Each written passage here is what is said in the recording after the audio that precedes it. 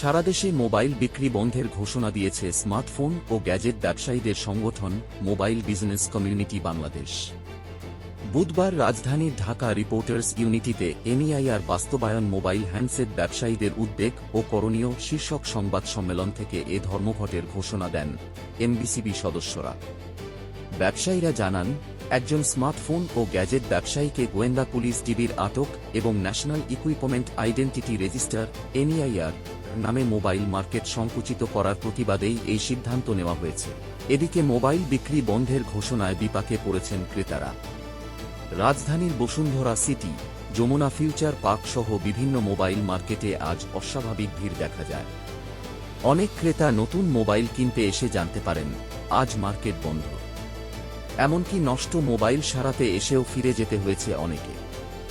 সংবাদ সম্মেলনে এমবিসিবির সদস্যরা বলেন, আমরা ব্যবসায়ী, আমাদের ওপরেই কেন এত চাপ সৃষ্টি করা হচ্ছে? সরকার আমাদের সঙ্গে বসে কথা বলুক, নিয়মকানুন কি মানতে হবে আলোচনার মাধ্যমে সিদ্ধান্ত নিক। এভাবে 20 থেকে 25 হাজার ব্যবসায়ীকে পথে বসিয়ে কি প্রমাণ করতে চায় সরকার?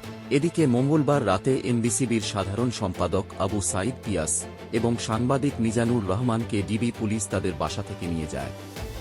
এই আটকের প্রতিবাদে সকালে শত শত ব্যবসায়ী ডিবি কার্যালয়ে ঘেরাও করেন। সাংবাদিক মিজানুর রহমানকে সকালে ছেড়ে দিলেও পিয়াস এখনও ডিবির হেফাজতে রয়েছেন। ব্যবসায়ীদের দাবি, সরকার আলোচনায় না বসা পর্যন্ত তাদের কর্মসূচি অব্যাহত থাকবে। এনইআইআর বাস্তবায়ন ও ব্যবসায়ীদের নিরাপত্তা নিয়ে কি সিদ্ধান্ত নেয় সরকার, এখন সেদিকেই নজর দেশের। পরবর্তী আপডেট পেতে আমাদের চ্যানেলটি সাবস্ক্রাইব করুন।